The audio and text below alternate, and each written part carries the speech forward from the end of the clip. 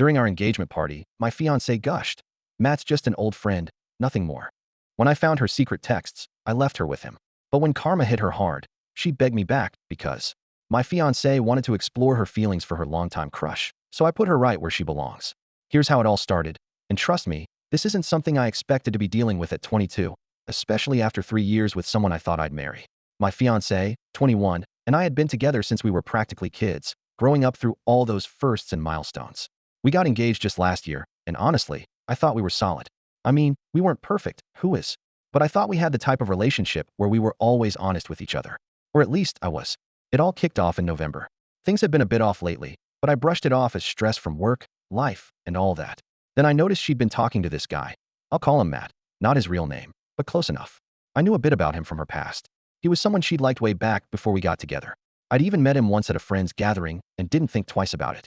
Maybe I was a little uncomfortable with the idea of her talking to an old crush, but I'm not the jealous type, so I shrugged it off. At first, it seemed harmless. She'd show me her phone every now and then, mention something funny he said, and it was like, okay, cool, he's just an old friend. But things started changing, and I felt like I was on the outside looking in. She'd go out of her way to mention him, bringing him up in conversations where it didn't even fit. We'd be talking about our plans for Halloween, and she'd slip in a random comment about how Matt likes Halloween too. Funny, right? The weirdness escalated. I noticed she'd be on her phone a lot more, especially when we were together, which wasn't like her. Normally, she'd leave her phone somewhere in the other room, not constantly attached to it. But now, she was glued to it, texting nonstop. Whenever I asked who she was talking to, she'd get a little defensive, saying it was just friends. Okay, maybe it was, but something about her tone was different. One night, she came up to me all excited, saying, "Hey, let's watch this new show on Netflix. It's supposed to be really good." So we started watching it, and I got into it because it was actually decent. A few days later, I'm scrolling through her texts on her phone. She'd left it on the couch while grabbing snacks, and there's Matt, talking to her about that exact show. She'd started watching it because he recommended it. I know it might sound minor, but it hit me hard. Here we were, doing something that felt like our thing, and I find out it's actually their thing. She didn't even tell me he'd suggested it. She acted like it was all her idea. I felt foolish, honestly. How did I miss this? So I scrolled up a bit more and saw their messages weren't just catching up or friend stuff. She was sending him selfies, showing him outfits she'd wear to work, stuff like that. I didn't even know she took that many selfies, to be honest. Then there was this one message that really got to me. She'd sent him a picture of us carving pumpkins together, captioned, "Look at us being cute." I didn't even know she'd taken that picture, let alone shared it with him. That moment was supposed to be between us, right? But there she was, giving him a front row seat to our lives, our memories, like he was part of it. It felt like a betrayal, even if nothing big had happened yet. After that, it was all I could think about. I tried to ignore it, tried to convince myself I was overreacting, that I was just being paranoid. But then it got worse. She'd started texting him in the middle of the day, during work hours, nonstop. She'd even started setting her phone to do not disturb, sometimes when she was with me, saying she didn't want interruptions. But I knew it was because she didn't want his notifications popping up. It was like she was hiding him, but in a way she thought was subtle enough to keep me from noticing. Then came the message that really shook me. One night, she'd gone to bed early because she had a shift in the morning. I was sitting there alone, trying to relax but feeling uneasy. So I did something I never thought I'd do. I went through her phone. There it was, a message from Matt that said, "It's in your court now." I stared at that line for way too long, not really understanding what it meant. But then it clicked. He was telling her he had feelings for her, that he was waiting for her to make a move. My heart sank. And what did she reply? She didn't shut him down. She didn't tell him he was out of line. Nope, she said, "Oh wow, that's a lot to take in. I need to figure out what I'm doing here." My stomach did this sick flip when I read that. The worst part? She screenshotted that message and sent it to her best friend with a caption that said, "What do I even do?" Like she was actually considering it, actually thinking about whether she should go for him. I'm sitting there, holding her phone, and all I could think was, how did we even get here? I get that relationships can be messy, that everyone can have a little what-if moment with someone from their past. But this was different. She was actively talking to him, sharing moments from our lives, keeping him updated like he was some kind of backup plan. I kept thinking about all the little signs I'd ignored, all the weird comments she'd made, and how I'd brushed it off because I didn't want to be that guy. But maybe I should have been paying closer attention. The next morning, I couldn't even look at her. I was angry, hurt, confused, all at once. She was acting normal, getting ready for work, asking if I wanted coffee, and I just couldn't. It was like I was seeing her in a whole new light, and I didn't like what I saw. That whole day, I kept replaying those texts in my head, thinking about every moment we'd shared recently and wondering how much of it was real. Had she been thinking about him all along? Was I just a placeholder? I didn't have answers, but I knew I needed to get to the bottom of it. By the time she got home, I was a wreck. I wasn't sure if I was ready to confront her, but I knew I couldn't keep pretending everything was okay. I had to say something, get it all out in the open, even if it meant things would get ugly. That's how I found myself sitting there, waiting for her to walk through the door, rehearsing what I'd say and wondering if this would be the end of everything we'd built together. Things really took a turn after a while, and let me tell you, it was nothing like I expected. I'd known my fiancée for 3 years. We'd been through all kinds of stuff together, and I thought we knew each other inside and out. But what I learned in the next few hours flipped everything on its head. She gets home from work, acting like it's any other day, talking about how her shift went, just normal stuff. I'm sitting there, not really listening because I'm stewing over everything I saw on her phone. My head's spinning, my heart's pounding, and I can't focus on a single thing she's saying. I think she could tell something was off because she eventually stopped mid-sentence and said, "Hey, you okay?" I had to hold back because I didn't want to explode right then and there. Part of me wanted to lay it all out, show her exactly what I'd seen, but I was trying to keep it together. I didn't want to come across as some crazed guy flipping out over texts. So I just nodded and said, "We need to talk." You know, the classic line nobody ever wants to hear. She looked a bit confused, maybe even nervous, but she sat down across from me on the couch. I could see her fidgeting with her hands, so I knew she sensed something was up. I took a deep breath and told her I'd seen her text with Matt. She went pale. I'll never forget the look on her face when I mentioned his name. It was like she'd seen a ghost. At first, she tried to play it down, saying they were just friends, that it was nothing serious, just catching up. She went on about how they had a history, but it didn't mean anything anymore. Maybe part of me wanted to believe her, but there was this gut feeling she wasn't telling me the whole truth. So I pressed a bit, telling her I'd seen how she'd shared parts of our life with him. The selfies, the picture of us carving pumpkins, all those little moments that were supposed to be between us. That's when she started getting defensive. She said she didn't understand why I was so upset, that it was just casual, that she'd never actually done anything wrong. But the way she was talking, the way she kept looking down at her hands instead of at me, I knew she was hiding something. It was like she was dancing around the truth, giving me half answers and trying to make it seem like I was overreacting. I finally asked her about that message from him, the one where he told her, "It's in your court now." I asked her straight up what he meant by that. Her face changed again. She tried to brush it off, saying he was just being flirty and she hadn't taken it seriously. But I knew that wasn't the whole story. Why would she screenshot it and send it to her best friend if it didn't mean anything? She kept dodging, saying she didn't know what to do because she didn't want to lose our relationship, but she also didn't want to cut him off completely. She kept saying, "It's complicated," like that was supposed to make me feel better. I was just sitting there thinking, how is this complicated? You either choose the guy you're engaged to, or you don't. There shouldn't be any middle ground here. Then she hit me with this line that broke me. "I didn't think you'd understand." That was her excuse for not telling me about him, for keeping everything under wraps. I didn't even know how to respond to that because, yeah, maybe I wouldn't have been thrilled to know she was reconnecting with some guy she used to have feelings for, but I would have listened. I would have tried to understand if she'd been honest with me from the start. But this wasn't honesty. This was hiding things, sneaking around, and pretending everything was fine. And for what? To protect my feelings? No, it was to protect herself, to keep him in her life without facing any consequences. At that point, I didn't even know what I was trying to salvage. I felt like everything I thought we had was slipping through my fingers, like she'd already made her choice and I was just the last one to figure it out. I asked her one more time, "Are you really telling me there's nothing more to this?" She hesitated for way too long before finally saying, "No, there's nothing more." But I couldn't shake the feeling she was still holding back. Her words didn't match her face, and her body language was all over the place. I've always been pretty good at reading people, and everything about her was screaming that she was hiding something else. But she'd made up her mind to stick to her story, to keep playing the "it's all innocent" card. So I told her I needed some time to think. I didn't want to make a snap decision out of anger or hurt, and honestly, I felt blindsided. I told her I was going to stay at my parents' place for a few days to clear my head. She didn't try to stop me, which I thought was strange. She didn't ask to come along, didn't even try to talk it out more. She just nodded, almost like she was relieved I was leaving. I packed a bag that night and left. As I drove to my parents' house, I kept going over everything in my head, wondering how I'd missed the signs and if maybe I was partly to blame for not seeing things sooner. We'd been together for so long, and I thought we were in this together, but now I was questioning every memory, every moment we'd shared over the last few months. Had she been drifting away this whole time? And if she had, why didn't she just tell me? I spent that whole night lying awake, replaying every conversation, every glance, every little detail.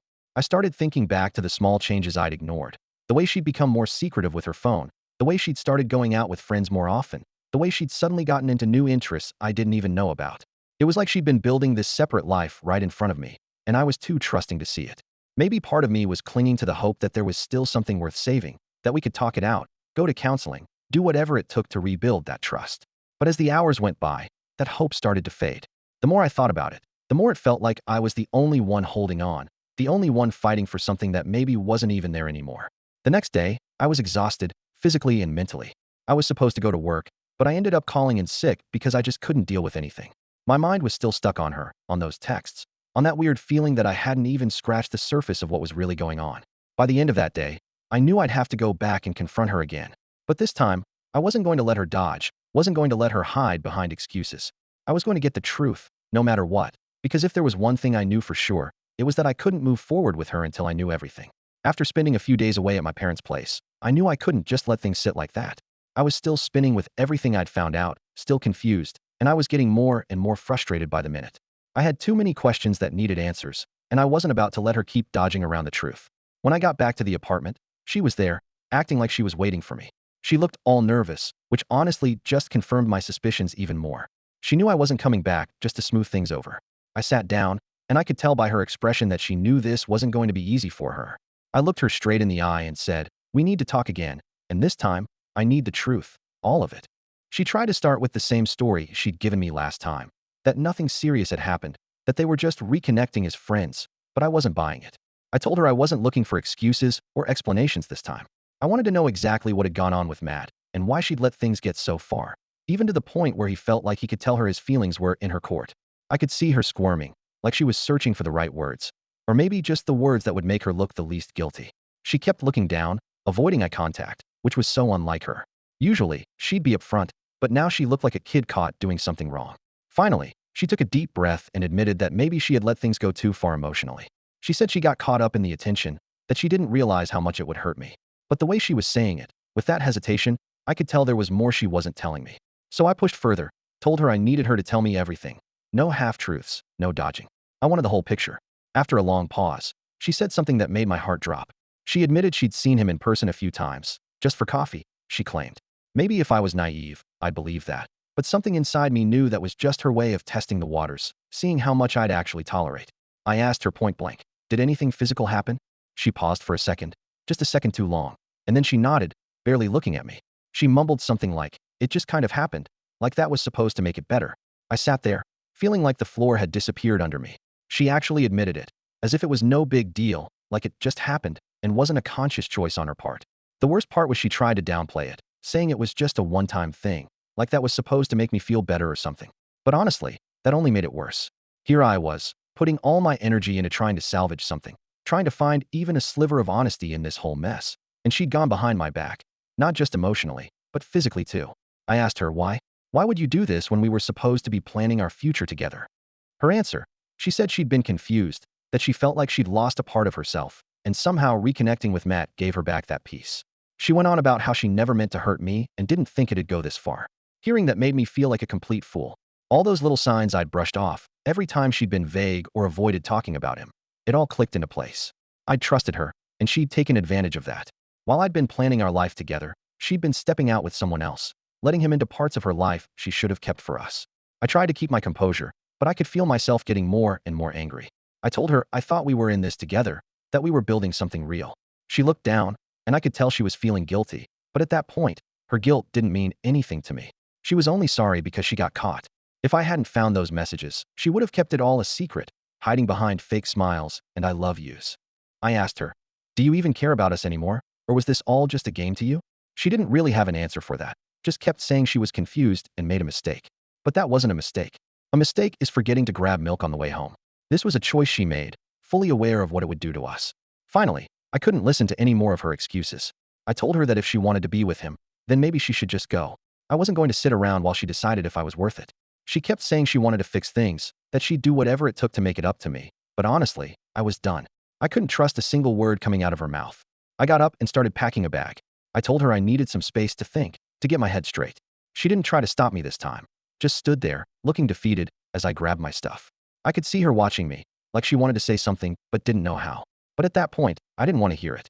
On my way out, she called after me, saying, "I'm sorry, I didn't mean for it to get this far." I didn't even look back. Her apologies didn't mean anything anymore. I was done with all the lies, the secrets, and the half-baked excuses. I felt betrayed on a level I didn't even think was possible. I got in my car and just sat there for a while, processing everything. I could still hear her voice in my head, replaying her words over and over. I kept thinking, how did I not see this coming? All the red flags were there, but I chose to ignore them because I wanted to believe in us. I wanted to believe we had something real, something worth fighting for. Driving away that night, I felt more alone than I ever had in my life. This was the person I'd built my life around, the person I thought I'd be with forever. And now, it felt like all those years, all those memories, had been shattered in an instant. After I left the apartment, I spent a couple more days at my parents' place, just trying to clear my head. I still couldn't believe she'd actually crossed the line with him, not just emotionally, but physically too. Everything we'd been building up over the past few years felt like it was crumbling around me, and I was stuck with all these questions about what was true and what was a lie. But then something hit me that just added to the mess. I started thinking about all the ways she'd been relying on me financially over the years. Sure, she worked part-time and chipped in here and there, but it was clear as day that I'd been the one making sure our life was comfortable. I'd helped her get a reliable car, one that was technically mine. I'd co-signed for our apartment because her credit wasn't great, and I'd covered most of our bills since day one. In a way, it felt like she'd been using me as a safety net while keeping this whole other side of her life going behind my back. And to add salt to the wound, it dawned on me just how deep her dependence on me went. She didn't have a lot of family support, and her friends were mostly mutual friends of ours or ones who'd drifted away over the years. I'd been the one she leaned on for everything, and here she was, betraying me with some guy who probably couldn't even give her half of what I'd provided. When I decided to go back to the apartment to get some more of my stuff, she was there. I could tell right away she'd been waiting for me. She looked like she hadn't slept much, and for a second, I thought, good, maybe now she realizes what she's lost. But then I pushed that thought aside. I wasn't about to feel sorry for her. She'd done this to herself. As soon as I walked in, she went into apology mode. She said she'd been thinking about everything, and that she'd do whatever it took to fix things. She was saying all the right words, but I'd heard it all before, and now I knew those words meant nothing. She started talking about how much she missed me over the past few days, how she couldn't believe she'd let things get this bad. She kept saying she'd cut him off, and that she wanted us to go to counseling to work through this together. But all I could think about was how she'd acted before, how she'd pretended like everything was fine while lying to my face. Honestly, it was hard to believe she'd changed just because she got caught. I told her I wasn't buying her promises anymore, and that if she wanted to work on things, she should have thought about that before she started sneaking around. She kept looking at me with these pleading eyes, but I wasn't going to fall for it. I told her I'd been the one putting everything into this relationship: time, money, commitment, while she'd been off keeping secrets. She tried to argue that she'd contributed too, but let's be real, most of what she had was because of me. I'd been paying for most of our stuff, covering her when she couldn't afford things, making sure she had what she needed. It hit me that I'd been supporting her this whole time, just for her to turn around and throw it all away for some guy who probably didn't care about her half as much as I did. Then she dropped a line that made my blood boil. She said, "I just got lost in the excitement of reconnecting with an old friend. I never thought it would go this far." I couldn't believe she was still calling him an old friend after everything. I asked her, "How do you justify doing this to the person who's been there for you, who's been making sure you're all right this whole time?" She didn't have a good answer, just looked away, her face turning red, like she was embarrassed. But I didn't care at that point. I'd had enough.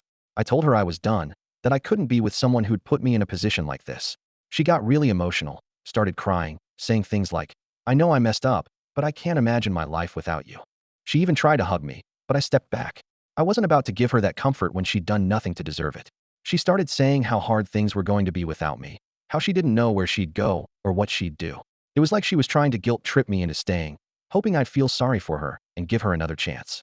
But all I could think about was how easy it had been for her to betray me, even after everything I'd done for her. If she'd really cared about us, about me, she would have respected our relationship enough to shut that whole old friend thing down right from the start. I told her, "You've been leaning on me this whole time, but you clearly didn't value what we had. You're just realizing it now because you're about to lose everything that made your life comfortable." And that's the truth of it. I'd been her support system, her rock, the person who made her life stable, and she threw that all away because she got caught up in excitement with some guy who wasn't even willing to commit to her. She kept saying she was sorry, that she'd learned her lesson and she'd prove herself if I just gave her the chance. But I couldn't trust her anymore. I told her I was taking my name off the lease and that she'd need to figure out her own place to stay. I could see her panic at that. She tried to argue, saying she couldn't afford the place on her own, that she didn't have anywhere else to go. Maybe that sounds harsh, but at that point, I didn't care. I wasn't responsible for her anymore. The more she talked, the more desperate she sounded, going on about how much she needed me, how she was going to be completely lost without me. That's when it hit me. She wasn't fighting for me. She was fighting to keep her comfortable life, the one I'd built for her. It was never really about us or love. It was about what I provided, what she was afraid to lose now that she'd burned the bridge. By the end of it, I felt like a weight had been lifted. I wasn't responsible for her mess, and I wasn't going to let her make me feel like I was. I grabbed the rest of my stuff, and as I walked out the door, she was still calling after me, saying she'd change, that she'd prove herself. But I was done listening to promises that meant nothing. As I drove away, I felt a weird sense of relief. Sure, This hurt. It felt like betrayal on a level I hadn't known before, but at least now I knew the truth. At least now I could finally move forward without wondering if she was hiding something or lying to my face. That's where I left things, with her standing alone, realizing she'd lost everything because of her own choices. I wasn't about to keep being her safety net. She'd made her bed, and now she had to lie in it. Here's how it all ended. After I left her in the apartment, I thought that was going to be the end of it. I was ready to cut my losses, move on, and start fresh. I'd packed my stuff, told her I was done, and as far as I was concerned, that chapter of my life was closed. I didn't expect to hear from her again, especially not after everything I'd said. But of course, she wasn't about to just let it go like that. A few days later, she started texting me. At first, I ignored it. I didn't see the point in dragging things out. I was done. I wanted no more of her explanations or excuses. But the messages kept coming, long, drawn-out paragraphs talking about how much she missed me, how she'd made a huge mistake, and how she'd do whatever it took to make it right. Honestly, reading them just reminded me of how far she'd pushed things and how much damage had already been done. She must have realized I wasn't going to respond to texts, so she tried calling. I ignored that too. I'd already wasted too much time and energy on her drama, and I wasn't going to get back in just because she was having regrets. But she kept trying, every day for a week. Finally, she left a voicemail saying she was outside my parents' house and just needed to talk.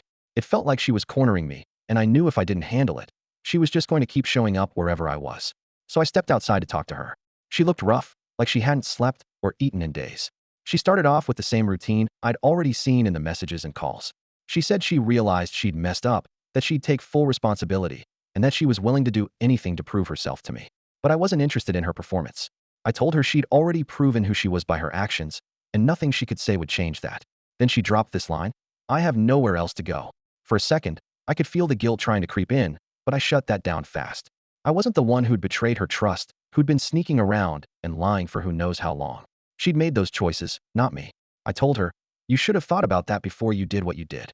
She started tearing up, saying she didn't mean for any of this to happen and that she never realized how much she needed me until now. But all I could see was someone who was just scared of facing the consequences of her own actions. She wasn't sorry for betraying me. She was sorry she got caught and had to deal with the fallout. And that's not my problem. She kept pushing, saying she needed my support, that she couldn't handle all of this on her own. Then she asked if she could stay with me, just until she figured things out. I could tell she thought I'd cave, that I'd give in because we had all this history and because, well, I'd been her support for so long. But I told her, "No, you're on your own now.